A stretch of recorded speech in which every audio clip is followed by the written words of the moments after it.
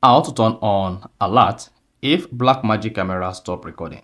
So if you're using your rear camera to record on your Blackmagic, all of a sudden you discover that the Blackmagic camera just stopped recording without knowing, then you can turn on the alerts for this, so that each time your Blackmagic camera stopped recording, you get an alert that the Blackmagic camera is no longer recording.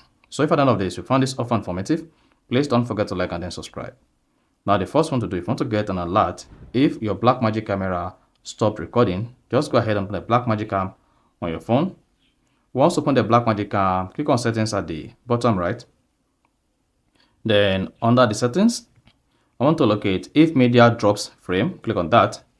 Then here, under if media drops frame, click on stop recording.